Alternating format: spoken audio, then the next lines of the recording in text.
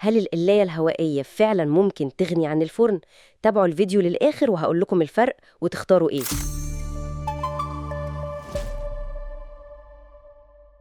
هو مفيش جهاز أحسن من التاني على طول الخط، كل واحد ليه مميزاته وعيوبه. خلينا نبدأ بأول نقطة اللي هي طريقة الشغل نفسها. القلاية الهوائية دي إيه فكرتها بالظبط؟ بصي، القلاية فكرتها قايمة على هواء سخن جدا بيتحرك بسرعة عالية قوي. فوق بيبقى فيه سخان، مروحة قوية بتوزع الهواء ده في الحلة الصغيرة بتاعتها. عشان كده الأكل دي يطلع مقرمش كأنه مقلي بس بزيت قليل. الفرن بيعتمد أكتر على سخانات فوق وتحت، الحرارة بتملى المكان كله. ممكن يبقى فيه مروحة توزيع برضه، بس مش بنفس قوة وسرعة القلاية. القلاية سرعة وتركيز، الفرن شمولية ووقت أطول شوية. طب وده ياخدنا لسؤال مهم قوي، الكهرباء مين أوفر؟ بشكل عام وللوجبة الواحدة يعني القلاية الهوائية غالباً بتكون أوفر. ليه بقى؟ عشان حجمها أصغر؟ عشان حجمها أصغر وعشان بتسخن بسرعة جداً، فالأكل بيخلص في وقت أقل. يعني مثلاً شوية بطاطس ممكن ياخدوا ربع ساعة، تلت ساعة بالكتير في القلاية. في الفرن ممكن نفس الكمية تحتاج نص ساعة أو يمكن 35 دقيقة كمان. فالكفاءة دي بتخلي القلاية حلوة قوي للاستخدام اليومي، تسخين سريع، وجبة لفرد أو اتنين ممتازة. القلاية عملية وما بتاخدش مكان، دي حقيقة، بس لو أسرة عددها كبير أو لو بنعمل عزومة هنضطر نشغلها كذا مرة ورا بعض. صح. هنا بقى الفرن يكسب وبجدارة. صينية مكرونة بشاميل كبيرة، فرخة كاملة، صاج مخبوزات، كل ده في الفرن مرة واحدة وخلاص. يعني الاختيار هنا كمان معتمد على حجم الأسرة وطبيعة الأكل اللي بنعمله غالباً. أيوة، هي مش بس حجم، دي فلسفة استخدام. هل أنا محتاج حاجة سريعة لوجبات صغيرة يومية، ولا محتاج أعمل كميات كبيرة مرة واحدة؟ تمام. طيب نيجي لطعم الأكل نفسه والنتيجة النهائية، القلاية بتتميز في إيه؟ القلاية بطلة القرمشة بلا منازع.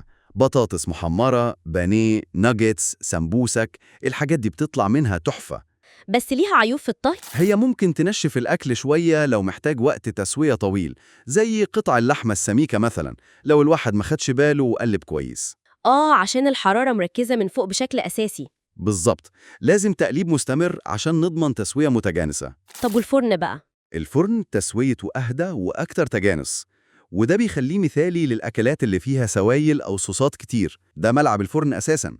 صعب جدا نعمل الحاجات دي في القلاية بنفس الجودة. ونقطة الشواية كمان دي مهمة في الفرن. أكيد، الشواية اللي بتدي الأكل لون ذهبي حلو كده في الآخر، دي ميزة قوية في الفرن مش موجودة بنفس الشكل في القلايات. والتنظيف أعتقد هنا المقارنة محسومة. محسومة جدا لصالح القلاية طبعا.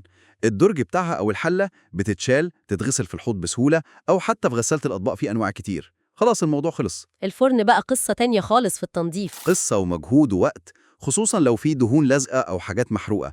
الموضوع بياخد وقت ومحتاج منظفات قوية أحيانا. طب لو هنتكلم عن الأعطال والصيانة، مين فيهم أعطاله أكتر أو أصعب؟ مشاكل القلاية غالبا بتكون بسيطة، ممكن في المروحة أو لو حد غسل الجسم الخارجي غلط وفيه دوائر كهرباء. أما الفرن مشاكله ممكن تكون في السخانات نفسها، أو التايمر، أو الثرموستات اللي بيظبط الحرارة. بس الأهم من نوع العطل إن كتير من الأعطال في الجهازين بيكون سببها استخدام مش صح. يعني مش عيب في الجهاز نفسه قد ما هو استخدام غلط. عشان كده دايما بننصح بقراءة الكتالوج كويس قوي مع أي جهاز جديد. حلو قوي. آخر نقطة بقى، الفلوس مين أغلى؟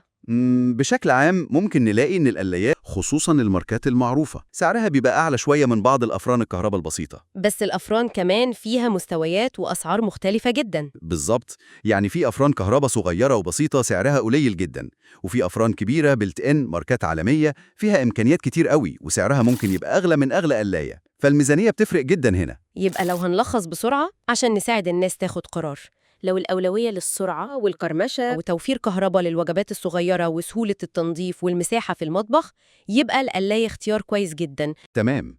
أما لو الأولوية للسعة الكبيرة، طبخ كميات للعيلة، تنوع في الأصناف زي الصواني والمخبوزات والكيك، وتسوية متجانسة وهادية، والمساحة والوقت مش مشكلة قوي، يبقى الفرن هو الأنسب.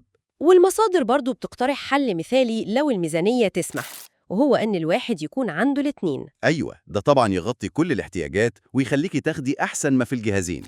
لو عجبك الكلام زور موقع موديهان www.moodyhan.com واختار القلاية أو الفرن اللي يناسبك ويوصلك لحد البيت.